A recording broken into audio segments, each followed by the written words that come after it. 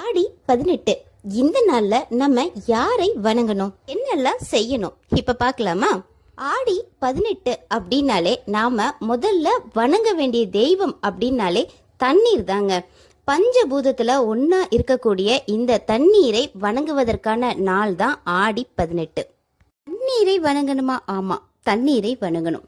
எப்படி நம்ம சூரிய தேவரை தை 1 அன்னைக்கு வணங்குறோமோ அது போலதான் இந்த ஆடி 18 அன்னைக்கு தண்ணீரை வணங்குவாங்க.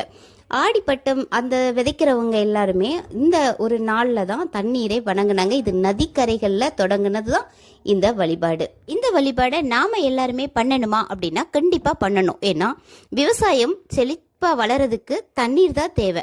அந்த தண்ணீரை தான் நதிக்கரையில இருக்கிறவங்க வணங்குனாங்க.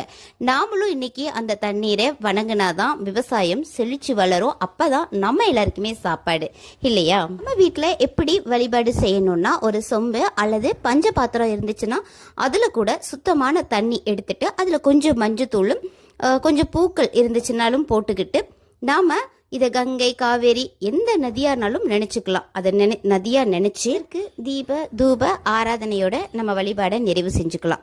அடுத்து இந்த நாள்ல என்ன வாங்கணும் அப்படின்னா, உப்பு மஞ்சள் தான் வாங்குறது.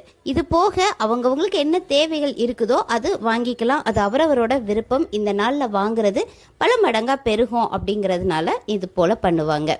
அப்புறம் தாலி கயிறு மாத்துறது.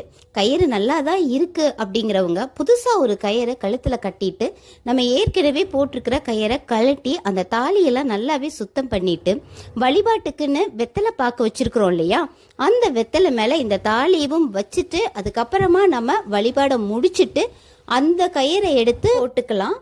அல்லது புதுசா கயிறு மாத்தணும் அப்படிங்கிறவங்க இந்த வழிபாட்டுக்கு முன்னாடியே அந்த புது கயிறுல அந்த தாலி எல்லாமே கோர்த்து அதுக்கப்புறமா நம்ம பூஜைக்கு வச்சுக்கலாம். நம்மளோட வழிபாடு அனைத்தும் நிறைவு செஞ்சதுக்கு அப்புறமா அந்த நம்ம தாலி வச்சிருந்தோம் இல்லையா, அதை எடுத்து நம்ம கழுத்துல போட்டுக்கலாம். ஏற்கனவே கட்டியிருந்த அந்த மஞ்சள் கயிறை கழட்டிடலாம். இந்த முறையில ஆடி 18 நம்ம சிறப்பா வழிபாடு